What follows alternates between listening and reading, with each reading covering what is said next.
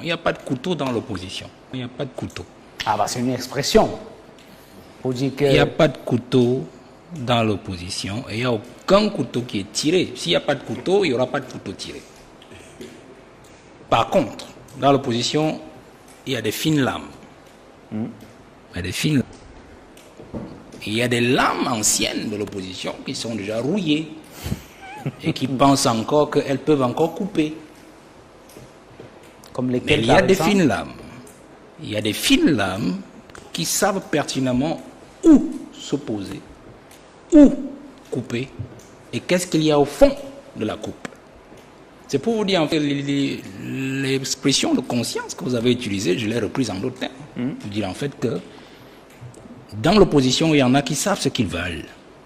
Il y en a qui savent où ils vont. Peut-être qu'ils n'auront pas toujours les moyens d'y arriver, mais ils utilisent d'autres moyens à part les moyens matériels pour y arriver. Mais pour moi, j'ai un problème avec cette affaire d'option parce que avant, vous savez, le régime de 82 et même celui d'Ahidjo nous avait habitués à cette affaire d'opposition. La notion d'opposition, c'est ici en Afrique. On entend opposition. Quand vous les Blancs, ce mot-là, vraiment, ça ne sonne pas clair dans l'esprit. On connaît des gens de droite, de gauche, de ceci, de cela. Le mot opposition, vraiment, je crois que c'est les Blancs qui nous ont imposé ça pour toujours nous garder, toujours, entre guillemets, opposés encore les uns aux autres. Dans l'opposition, c'est la guerre, en fait. Non.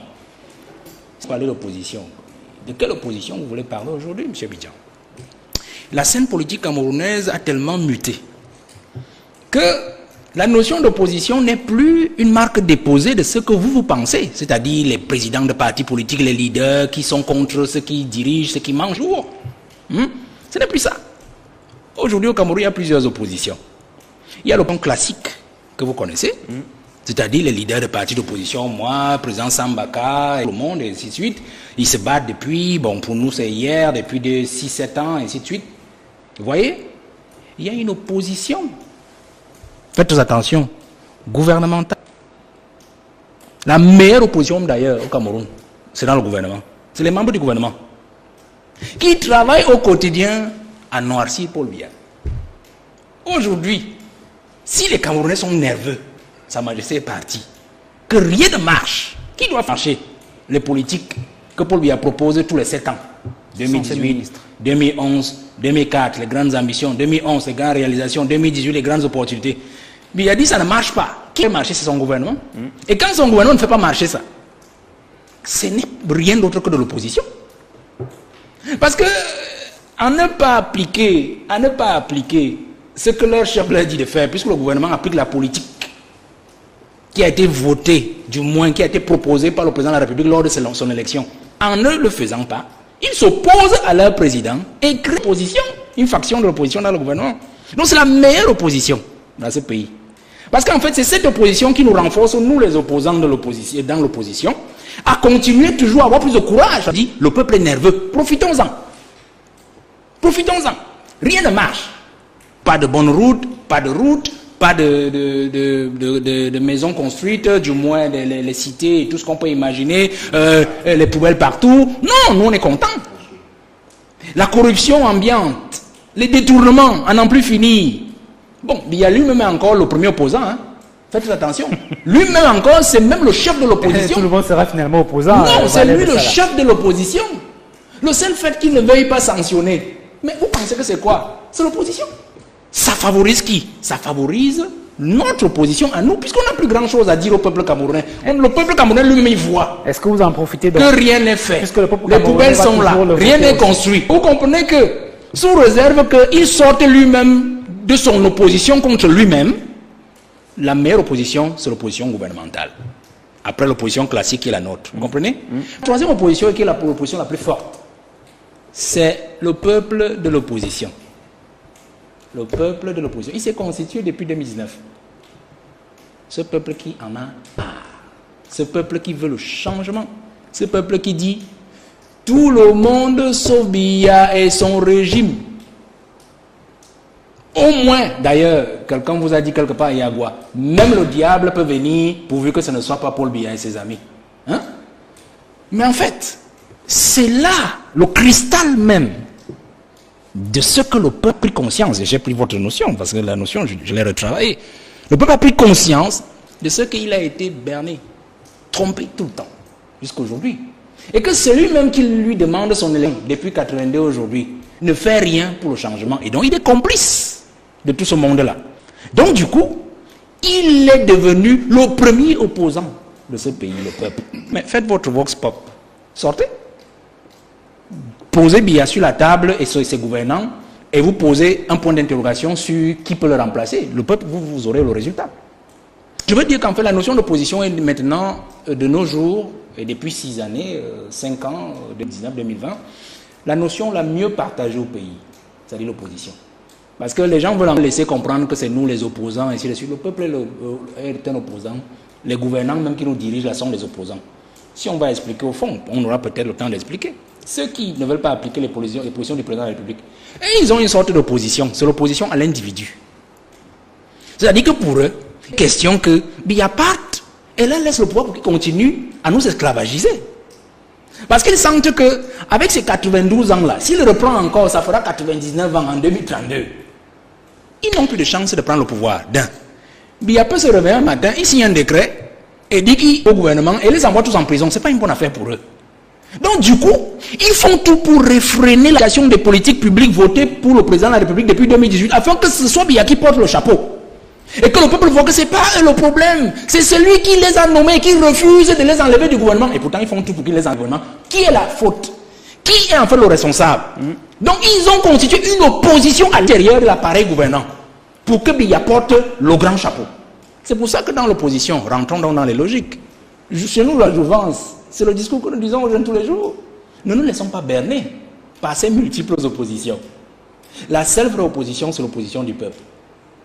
C'est le peuple qui ressent au quotidien la vie chère, les douleurs, les impôts nous imposent, et surtout, cette vie chère et toute cette taxation-là, et les déclarations de qu'on nous impose et que eux-mêmes les gouvernements ne font pas de par l'article 66. Vous comprenez? Donc, nous sommes là, je pense, pour dire à la jeunesse que, pour nous, la vieille classe de l'opposition est à son dernier test. 2025, elle doit partir. Donc quand j'entends les noms que... Vous en avez les moyens quand j'entends... pour faire partir... Quand j'entends mon ami dans l'UPR, avec le candidat qui soutient, pour nous, on n'a pas de problème. Ah, il a dit qu'il y a des négociations au sommet. Nous, on n'a pas de problème. Mon coordonnateur, Sambaka, il m'en a parlé, c'est lui le cordeau, a évolué. Si on peut s'entendre, on pourra s'entendre. Moi, j'ai pas de problème. Mais je dis que la vieille classe de l'opposition va partir. Elle partira pas parce qu'elle veut. Elle partira parce que c'est le moment du changement. Biya qui s'en va doit partir avec tout le monde, y compris sa classe pour le gouvernement, y compris la classe de l'opposition. Est-ce que le peuple comprend que dans son immense vérité, comme on l'a dit aujourd'hui, comprend que 2025 doit être l'année du changement? Mais c'est pour ça que nous venons sur vos plateaux. Vous voulez qu'ils comprennent encore de quels moyens? Par quels moyens? C'est parce que vous nous invitez et nous le disons. Vous comprenez? Il y a une différence, entre dire et faire. Ça, c'est d'un. De deux, particulièrement pour la jeunesse. Vous savez, moi j'ai un problème avec la candidature. Nous les jeunes, nous disons, le temps est à la candidature de la jeunesse. Que nous n'admettons pas ce gouvernement de 82 à travailler pour lui-même, n'a pas travaillé pour l'avenir. Vous savez, la jeunesse, vous, professeur Oyan, nous là, nous sommes l'avenir. Nous avons été déjà l'avenir depuis longtemps. Nous avons été l'avenir depuis longtemps, depuis que nous sommes nés. Jusqu'aux aînés disaient que nous sommes l'avenir. Vous comprenez? Donc il y a un problème.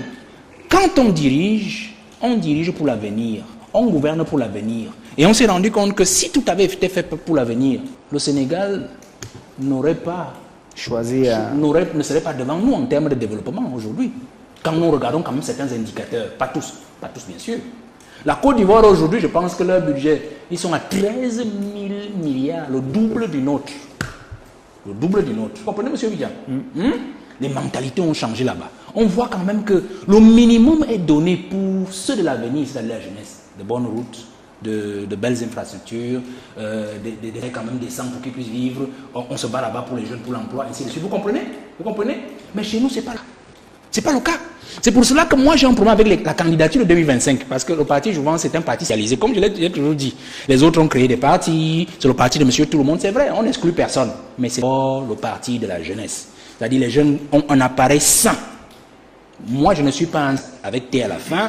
Mais je dis que nous avons créé un parti sain S-A-I-N, pour que les jeunes soient confiants en entrant dans cet appareil-là. Ils peuvent aussi entrer dans d'autres appareils. Mais qui comprennent qu'en 2025, qu'on soit chez Akeremouna, qu'on soit chez Cabral Libi, qu'on soit au MRC, le professeur Maurice Kamto, que le vote de 2025, c'est le vote jeune. Ça veut dire que quand ils vont voter là, ils doivent voter l'avenir, et l'avenir, c'est la jeunesse. Donc moi, je n'ai pas de problème avec ce genre de soucis. Le problème, c'est la candidature. Et la candidature deviendra quoi? Il faut quelqu'un de notre génération qui a encore tout à perdre, tout à gagner. Parce que les gens qui vous viennent là, ils vous disent j'ai 92 ans, comme Paul Biya, il revient encore en 2000, il a quoi encore? C'est fini. La preuve, c'est qu'avoir son comportement, il a la sagesse. On comprend. Laissez-nous ça. Qui est vous pensez qu'il n'y a pas la sagesse à 40 ans? La sagesse, il n'y a pas la sagesse, il n'y a pas la sagesse à 35 ans, monsieur Bidjan. Non, laissez l'autre là. Je suis en train de dire ceci. Il vaut mieux pour les Camerounais de lire quelqu'un en 2025 qui a tout à perdre et tout à gagner. Vous comprenez? C'est-à-dire quelqu'un dont nous connaissons la famille. Nous savons que ses enfants vont à l'école là. Donc s'il nous fait quelque chose de compliqué là, on sait qu'on peut le retrouver. C'est comme ça que nous on gère. Nous les gars des bas quartiers, vous comprenez? Les gars d'Intaba, les gars de Nebel, les gars de marché Congo. Vous comprenez, non? Il ne nous faut pas quelqu'un qui a sa cuillère en or dans la bouche et qui dit vous n'avez pas besoin de moi, vous avez besoin de moi, mais moi je n'ai pas besoin de vous. Je suis le grand ceci. Vous voyez quelqu'un qui n'a jamais payé un loyer, qui n'a jamais fait 10 km à pied pour aller à l'école. Vous comprenez? Vous vous rendez compte? Monsieur Bidjan. Vous parlez de qui concrètement? Non, c'est pas moi. Donc, je suis en train de vous dire, parce que de tous les candidats d'aujourd'hui, c'est véritablement cela. C'est véritablement cela. Qui n'en a pas payé. Donc, monsieur Bidjan, vous sortez Valère Salah. Je vais en sortir en disant que le problème de la jeunesse pour 2025, c'est que nous, on a choisi une voie un peu compliquée. Marc Oyan, il parlait tout à l'heure vos professeurs, il parlait tout à l'heure des moyens. Moi, je vais lui dire une chose. Et comme je dis toujours aux enfants, les moyens ne sont pas la priorité dans un engagement politique ou social. La première chose, la première ressource dont vous avez besoin, c'est l'idée. La deuxième chose, c'est la volonté. La troisième chose, c'est le courage. La quatrième chose, c'est votre état mental. Ce qu'il a appelé le caractère. La personnalité, c'est ça qui fait qu'on agrège. Que les idées maintenant de nos jours, pourquoi les moyens sont difficiles à trouver? Parce que le parti au pouvoir ou la machine au pouvoir a ligoté toutes les possibilités. Aujourd'hui, tout homme d'affaires est affidé au pouvoir. On sait ce que les Kadji ont souffert. Les Soins ont souffert quand ils ont voulu regarder vers la position et donner 10 francs de ce côté-là. On sait. On vous sèbre directement les marchés et tout ce que vous pouvez imaginer, les importateurs, tout ça, on sait. Vous comprenez? Mais l'environnement aujourd'hui est favorable, professeur. Pour vous dire qu'en fait, nous avons cette idée, nous avons cette volonté, nous avons ce courage, nous avons cette personnalité. Ces moyens-là viendront d'eux-mêmes. Parce que en tombant, emportent tout cela et ils voudront bien se relocaliser dans des appareils et des structures d'avenir pour le Cameroun de demain. C'est sur cela que nous travaillons. Donc on n'a pas besoin de tergiverser dessus. Ma seule inquiétude, c'est la jeunesse. Et c'est pour cela que beaucoup me posent toujours la question, le parti Jouvence, il évolue comment? J'essaie de protéger au maximum les miens. Parce qu'il y en a qui ont leur petit job qu'on va effrayer quelque part. Par exemple, le maire de Makaké, là... là, vous n'avez pas le courage. J'apprends par exemple... Là, vous n'avez pas le courage. J'apprends par exemple que le comité d'arrondissement de Makaké, je suis allé chez lui. Il y a un de mes militants qui a fait l'objet justement d'une menace, d'une élite qui l'a appelé. Si vous sortez de cette affaire-là, vous n'y allez plus. Un ministre de la République, vous comprenez?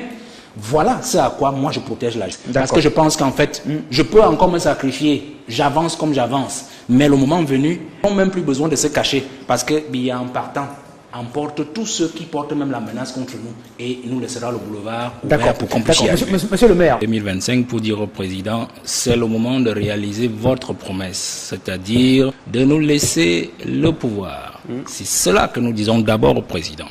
La deuxième chose que nous disons au président, c'est que nous ne vous demandons pas, Monsieur le Président, de construire encore les immeubles, les routes. Vous n'en avez plus la force, on le sait très bien. Vous ne pouvez plus courir après, on dit à corps blanc, ces criminels économiques, ces inertes, ces sorciers, ces apprentis sorciers, ce sont ses propres termes. Tout ce que nous vous demandons, Monsieur le Président, c'est qu'avant de partir, de nous débarrasser de cette classe politique, de vos propres créatures, qui vous-même, de votre propre bouche, vous empêche de laisser un héritage à la nation. C'est la deuxième chose que la jeunesse lui dit. Pour que notre travail, après vous, Monsieur le Président, soit plus léger. soit plus léger et plus facile. Nous n'avons pas les moyens qu'ils ont. Ils ont engrangé des milliards à travers des détournements, la corruption, la concussion, le népotisme et tout ce que vous savez. Nous n'avons pas ces milliards-là pour pouvoir les contrer après vous au cas où vous nous laissez toute cette bande de criminels économiques comme vous les avez appelés. Ça, c'est le deuxième message. Le troisième message, c'est de dire au président de la République, pour nous continuons à penser qu'il peut encore faire quelque chose pour la jeunesse dans le sens de la transition, parce qu'il peut encore peser de tout son...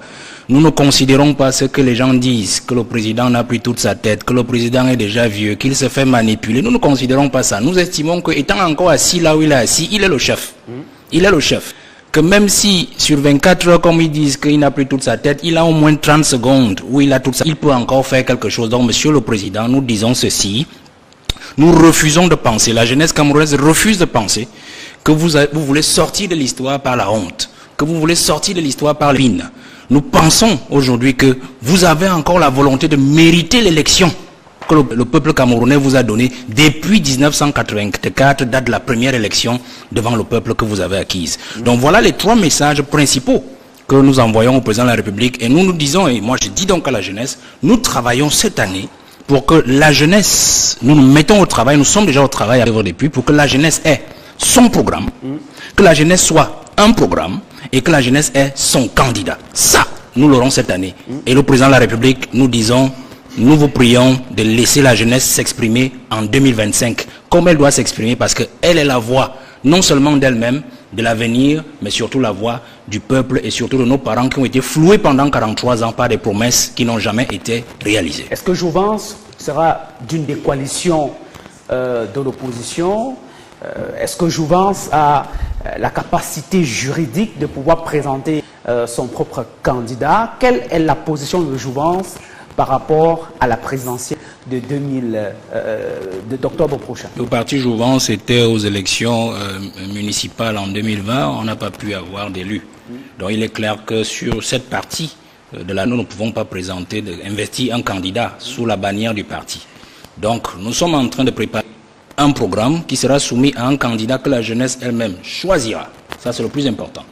Et ce qui se fera après, ce sera certainement de chercher les 300 signatures, parce qu'en fait, ce qui nous importe plus, c'est justement la voix du peuple. Et nous pensons que d'aller emprunter un parti politique, avec tout ce que vous connaissez aujourd'hui, les différentes fortunes que connaissent ceux qui ont essayé cette voie-là, nous préférons aller chercher les 300 signatures pour que le candidat que la jeunesse aura choisi puisse aller aux élections sous la bannière, non pas d'un parti politique, puisque le nôtre n'a pas d'élus pour en investir, mais sous la bannière du peuple. Ça, c'est d'un. Sur le plan de la coalition, Jouvence travaille depuis plus de 2 ans déjà, 3 ans même déjà. Et d'ailleurs, l'initiative était partie de ce plateau, sur votre plateau, en mars 2022. En mars 2022. Sur l'initiative d'opposition unie et solidaire. Et je ne fais répéter, donc le coordonnateur, ce n'est pas le candidat. Le coordonnateur d'opposition unie et solidaire, qui est une coalition qui est constante, qui ne fait pas de bruit, est le président Sambaka, Cyril Sambaka. Et donc nous travaillons toujours à pied d'œuvre, même s'il y a eu des excentricités récemment avec un mouvement qui a fait beaucoup de bruit et qui a fait pchit après, même s'il y a une autre coalition annoncée avec celle de l'APC, mais Opposition Unie est restée la coalition la plus vieille du circuit et qui ne fait pas de bruit. Mais nous commençons avec tous les bruits qu'il y a eu dans le circuit et sur la place publique avec toutes les autres coalitions. Nous avons un peu tempéré notre évolution et nous comptons lancer le jeu d'ici février, début mars au plus tard, pour qu'effectivement peut-être le peuple ait, à défaut d'un candidat unique, mais un nombre de candidats réduit sous la bannière d'une coalition de l'opposition assez digne et assez respectable. Merci Valère Bessala. Cela nous amène